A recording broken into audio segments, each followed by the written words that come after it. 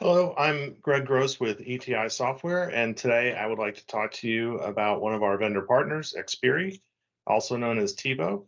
We've been working with TiVo for several years on several projects that we've been doing concurrently, and they've been great to work with, and I'm very impressed with their technology. As a video service provider, I believe they're the first vendor to be able to offer a solution that works natively on all types of networks and also delivers a solution natively to all devices, all end user devices. So if you have a native RF network, they work on that with assistance from a legacy RF conditional access system. They have an IP solution, and then they also have a solution for mobile devices. And then with their acquisition of Mobi TV, they have a solution that allows full cloud delivery, including content, which several of our customers have also adopted. So given all that functionality, it's naturally understandable that the integration to that system has been quite complex and very large. It's one of our bigger integrations. I have a quick little screen share I can show you that includes interfaces to many endpoints on their side, as well as several new services that we had to write so that we can receive traffic directly from TiVo and process it.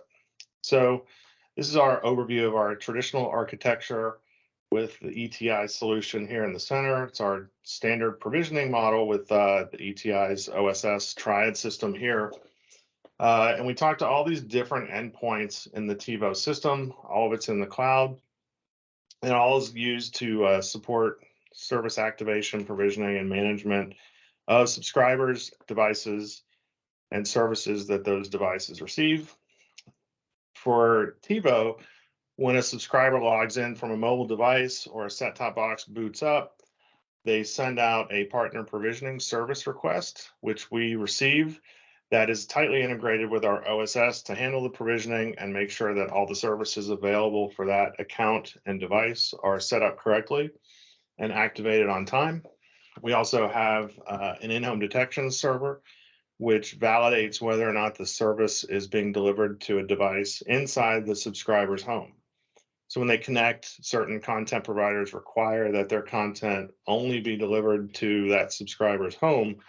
This is the server that actually validates that. It also verifies whether or not you're in or out of the country, which is another requirement for certain service providers. We've also added some additional analytics and monitoring functionality, which helps us make sure that we're honoring TiVo's rate limiting. We're only allowed to send them a certain number of transactions over a specified time. So we have to honor those arrangements and make sure that we stay within the limits.